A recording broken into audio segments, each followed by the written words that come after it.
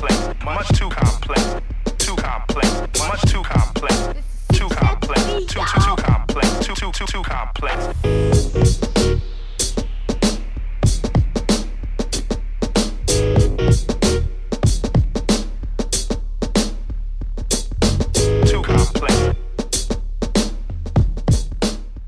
Good afternoon. My name is James K. Holder II. Some of you may know me as Sir James II. I'd like to welcome you back to Not On My Watch.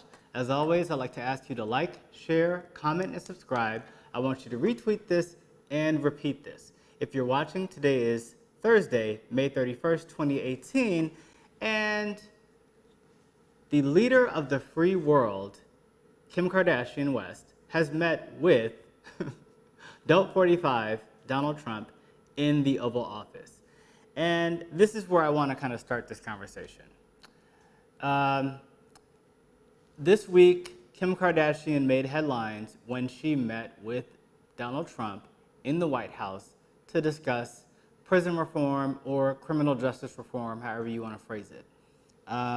This is in part because of Kim's advocacy on behalf of wrongfully jailed citizen Alice Marie Johnson. Now, Ms. Johnson, I'm not fully familiar with this case, but this is someone who is a nonviolent offender who was a first-time offender and was sentenced to life in prison based on like a drug possession charge. I believe it was marijuana or something really, really innocuous.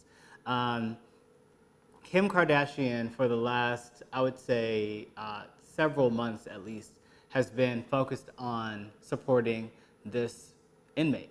I don't know exactly in what ways she's done that. I did see posts from Kim on her Instagram account about Ms. Johnson and things that she was trying to do for her. I don't know that Kim has hired her a lawyer. I don't know that Kim has gone through any of the proper channels to advocate for this person other than sort of just making a case for her. Now, on its own, I don't have a problem with that. I don't have a problem with celebrities and sort of individuals who take a keen interest in someone who has been wronged and then focus on that as a method of resolving greater issues. But I do want to just point out that when you have sort of this celebrity era of activism, where they take these pet projects on, they take on these special cases, these moonshot cases, these individual, exception to the rule cases, what ends up happening is even if you get the result that you want, let's say you get Alice Marie Johnson's sentence commuted. Let's say you get her record expunged. Then what? Like, if you're saying that supporting this one person makes you a justice for an advocate for criminal justice, or an activist rather, then what does that one action do for the whole? I've been struggling with this one, and struggling is a strong term. I'm not disappointed in Kim Kardashian. I expect her to behave in the way that she does because she isn't someone who's been present and at the table and consistent in the fight for anything civil rights related. That's not her avenue. I also want to preface this by saying that I actually like Kim Kardashian. I'm one of the few people who I've always been I've been a fan of what she does. I think her brand requires a bit of talent. I think she does have talent in marketing, in the arena of sales. I think she's a very savvy businesswoman. I think Kris Jenner is a very savvy businesswoman. I think Kendall Jenner is a phenomenal model. I think that they all have their own individual contribution to pop culture and society. What I don't like about the Kardashian brand is that it frequently interferes with the lives of just regular people in a really negative space. In the sense that Kim Kardashian is some advocate for civil rights or prison reform is really just, it's not something that I can buy into based on Kim's prior actions. If I'm looking at your advocacy, if I'm looking at your reach, the first thing I'm looking at is what have you done with the access that you've already had? The millions of dollars that you already have, the millions of followers that you have on Instagram and Twitter, how did you use that to influence anything? Did you encourage a Get Out the Vote campaign? Did you try to get people to support candidates who support your particular point of view? And so for Kim Kardashian to align herself and go have photo opportunities in the White House with Donald Trump. Now, this is the president of pain. This is the czar of cruelty. The administration of Donald Trump is one of punishing and criminalizing people of color. They have made a business, several businesses actually, out of criminalizing being of Mexican descent, being of African American descent. And this is not a new thing. This did not start in 2015 with the descent down the escalator at Trump Tower. This started long before with Donald Trump's discrimination against black tenants in his own buildings in New York. This started with his campaign against the Central Park Five. This has been long building. This started with him and his alignment with Rudy Giuliani, the stop and frisk mayor of New York. This started with his appointment of people like Jeff Sessions, whose only goal in life is to marginalize the vote of people of color, to arrest people of color, whether they're of Mexican descent or African American descent, simply because of their skin tone, to criminalize activities that are that are associated with black people. And that's even more evidenced in the extreme position of this administration that people who are nonviolent drug offenders and marijuana users and sellers should face the death penalty. So Kim Kardashian West, for you to go take a meeting with the president who appointed the attorney general, who claims that marijuana is so divisive and marijuana is so dangerous that we need to have the death penalty for nonviolent offenders and users of this substance. And now you claim that you're an advocate on behalf of Alice Marie Johnson on a day that Donald Trump is vowing to fully pardon Dinesh D'Souza, the Indian-born homophobe and far-right bigot and propagandist filmmaker. It makes you look like a total fool because we don't have anything to show for your advocacy, and we shouldn't expect as much.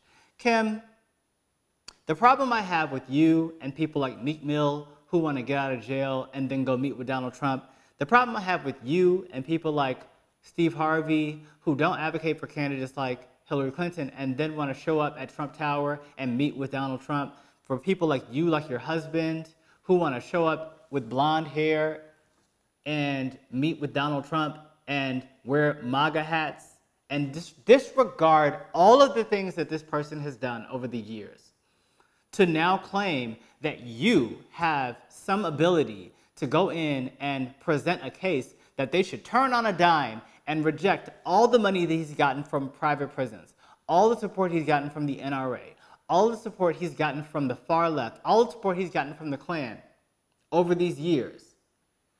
This is in Donald Trump's DNA. The hatred of people of color, the unfair treatment and criminalization that he wants to insist and impose upon people just like Alice Marie Johnson and breaking up their families.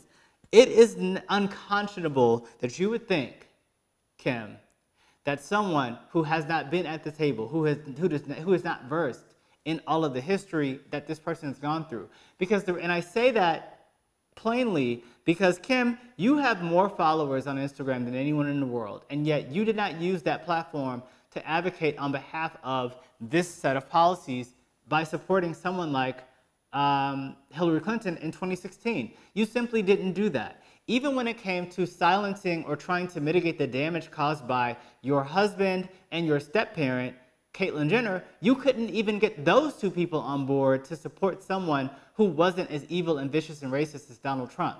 And now you want to go meet with this person as if you somehow will bear some influence on this person. I think it's just ridiculous, Kim.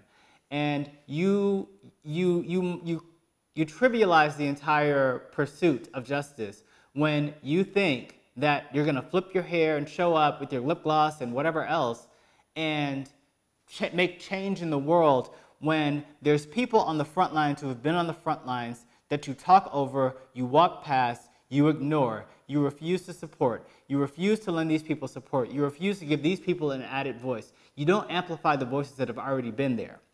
You align with people like Van Jones, who is yet another TV opportunist like you. And I don't have a problem with TV opportunism in the brand that you typically did it. You know, you were selling lip gloss and butt injections, and that's cute for your particular brand. It's fine. The cultural appropriation aside, it was one thing for you to do that, but now you're stepping on something that is a serious problem in the black community. And you're trying to do it as though you're, you know, this Wallace Sims type figure, that you can show up with the former Duke of, I don't even know what that guy's name was, but, you know, this whole idea that you have these famous ass people who show up to Nazi concentration camps and take tours with Adolf Hitler, and they're somehow not a part of the problem.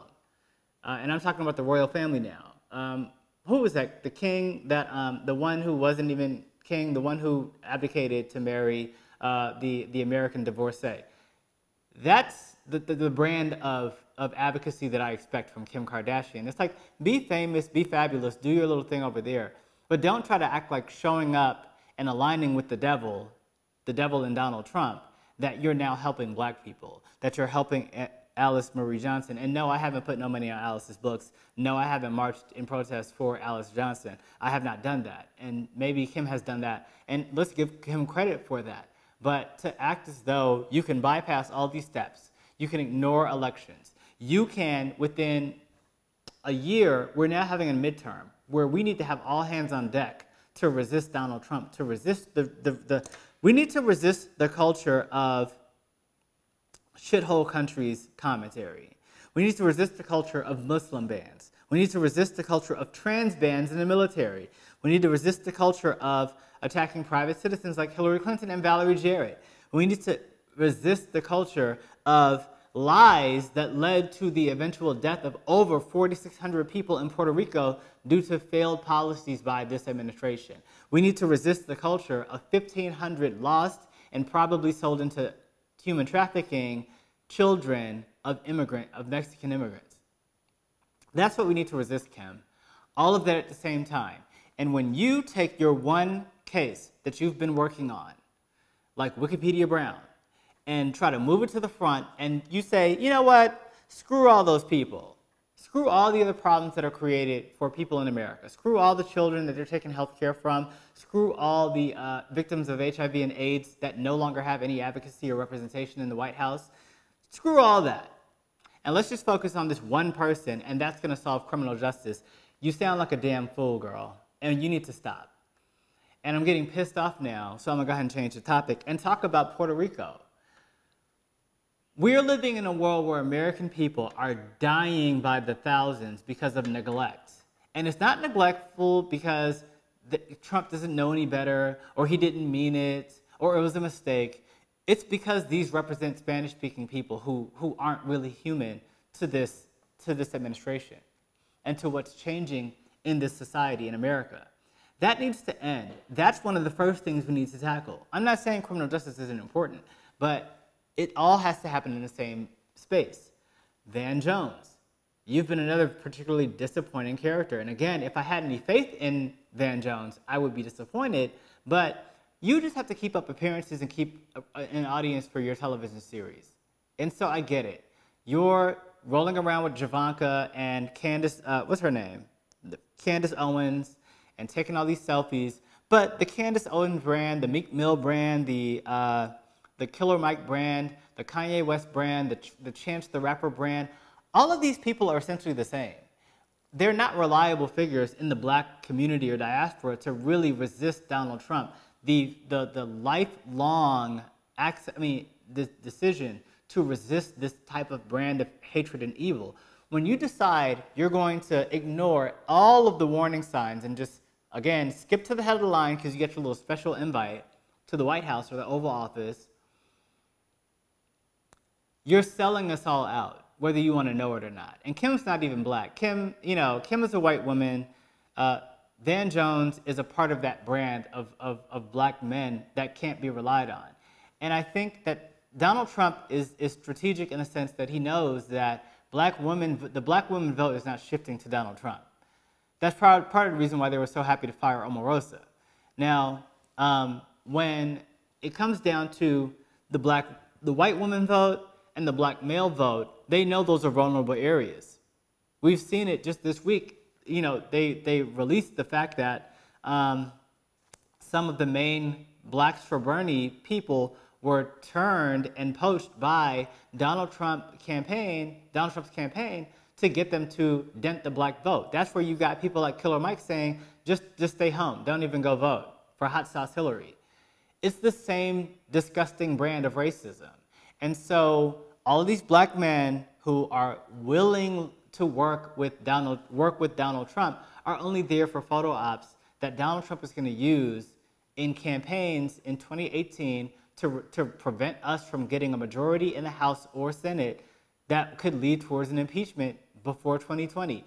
When he takes pictures from people like Kim Kardashian and Kanye West and Steve Harvey, it's only so that he has an opportunity to use those people to dent the support. Because when we go out into the community and try to advocate for the resistance and advocate for people who look like me to vote for whoever is going to run against Donald Trump in 2020, we now have to be faced with the fact that, oh, well, Kim Kardashian supports this person, so I want to support this person. Kanye West said Donald Trump isn't that bad, and maybe we should try giving him a chance.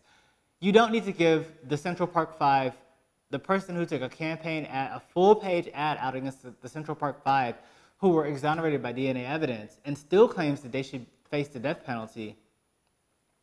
We don't need to give that person another chance. That was a mistake. So we need to learn from the mistakes and move forward. With that, I'm going to move on to the cancellation of Roseanne Barr. Now, y'all know I was not sad by this cancellation. This was huge news.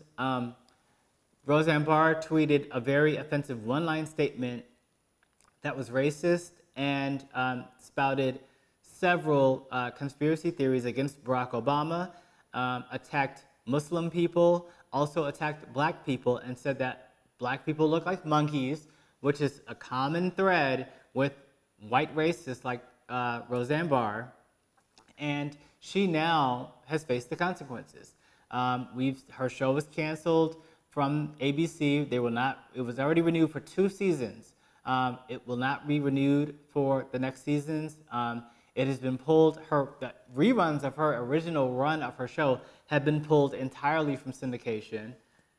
She's been dropped by her agency. And the sad thing is, you had a ton of talented people working on that show on camera and off camera who are now unemployed and who were expecting to have several years of employment on this very lucrative series because she couldn't control herself. She couldn't resist being an evil and hateful person towards people of color, specifically women of color. And that's tragic, and it's sad, but it's a deserved punishment. And Roseanne has made her own bed, and I'm not even going to get into all the nonsense circulating around that. Ding dong, the witch is dead. And I'm glad that that show is off the air. I'm glad ABC learned that they can't just gloss over hateful racism and the nature of white supremacy on television. I hope that everyone at ABC knows now that this should be types of shows that they should avoid in producing in the future or greenlighting in the future. And with that, I want to talk about more television because that's where we are. Last week I did a very long episode on Arrested Development. And Arrested Development, as I discussed, is one of my favorite shows. I was torn as to whether I was going to watch season 5 of the series when it debuted on May 29th. That was 2 days ago from today. And I ended up watching it. I binged it. And I'm not going to say I wish I hadn't binged it. I'm glad that I watched it for what it was. There were 8 episodes, and probably 2 of the episodes were decent. 6 of the rest of the episodes were very mediocre, and I want to talk to you about why I think those episodes were mediocre. One, Arrested Development, again, is trying to recapture lightning in a jar, and it's just not going to work. You had a stellar ensemble cast of 9, featuring several key cameos by brilliant actresses like Julie Louis-Dreyfus, Charlize Theron,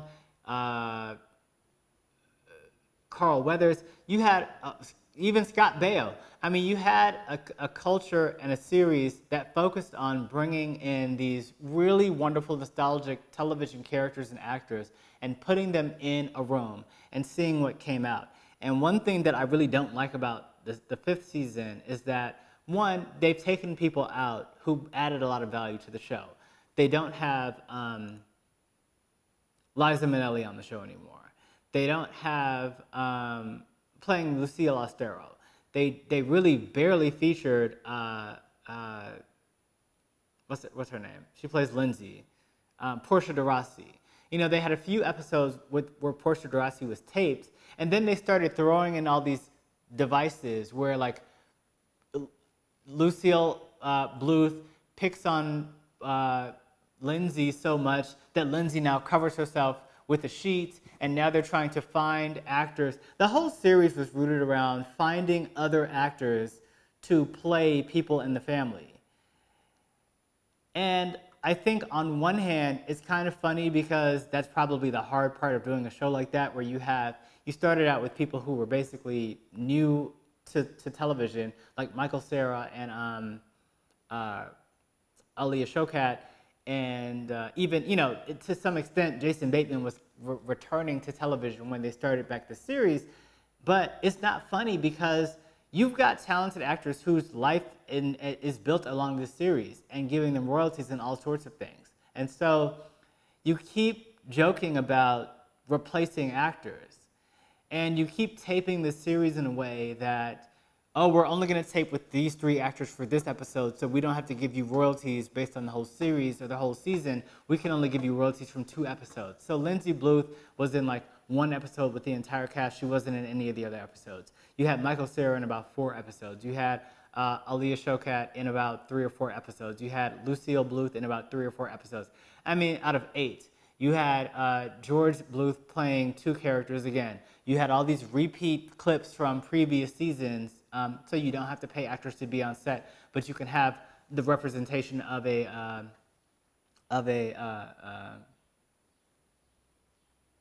Liza Minnelli in the show, represented in the series. And I think that's wrong. I really think that's a really poor way to conduct production of a series. And I don't know what these people's contracts look like, but that was what I hated about season 4 of the show. And my thing is, if you can't get the support that you need to tape a proper show where you're going to respect the rights of your cast and actually have them represented in the series, if you're going to use their likeness and use their talent to build a story, then don't do the damn show.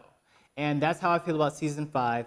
I really wish Arrested Development had just stopped at season 3, because you keep trying to put something together and trying to recreate something, and you're doing it half-assed, and you're being lazy, and you don't even have the script and the jokes, and the writing isn't even there the way that it was in the original first run of the show. So just let it go. You don't have the support.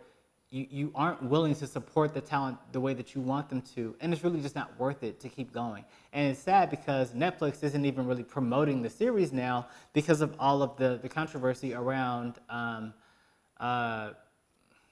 there's a lot of names on this show, so forgive me, around the guy who plays Oscar, George and Oscar, Jeffrey Tambor.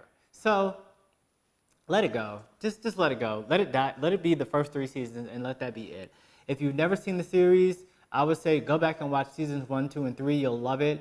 Seasons 4 and 5 are trash, and it's not because of the talented cast. It's because of the way they're trying to screw people and be lazy and be cheap, and it doesn't work. So kudos to one of my favorite actresses, Jessica Walter. You brought a lot to season 5.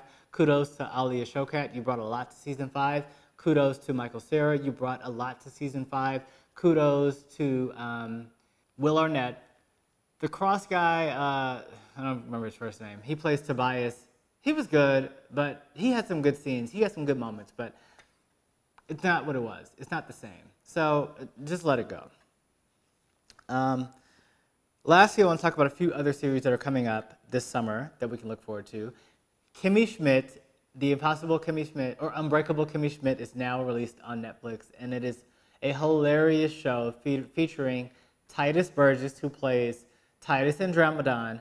He is brilliant, brilliant, brilliant, brilliant. So go back and binge watch seasons 1 through now 3 of The Unbreakable Kimmy Schmidt, specifically for Titus. He is amazing. Queer Eye is coming back for a second season in June. They've already rebooted for the second season, and I'm so excited. Queer Eye ran for its first season of the reboot of Queer Eye for the Straight Guy, featuring Karama Brown and Tan France and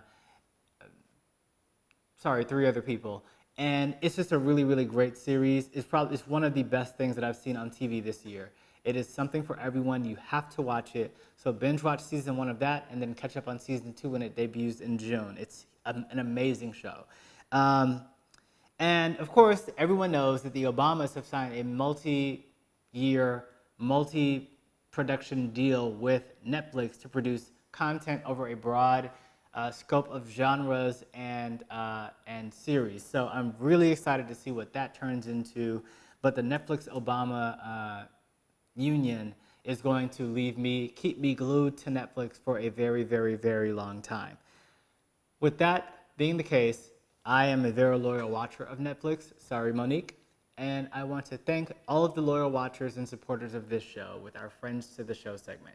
If you'd like to become a friend of the show, please make a donation of $1 or more to the PayPal link, www.paypal.me/jkh2. $1 donation helps me buy things like coffee, and if you donate $100 or more, you can actually support an entire episode of my cooking show, The Counter, which debuts also in June for its second season. I am back in production for that series. I'm happy to report that GE has finally replaced my refrigerator. We've taped half of the series.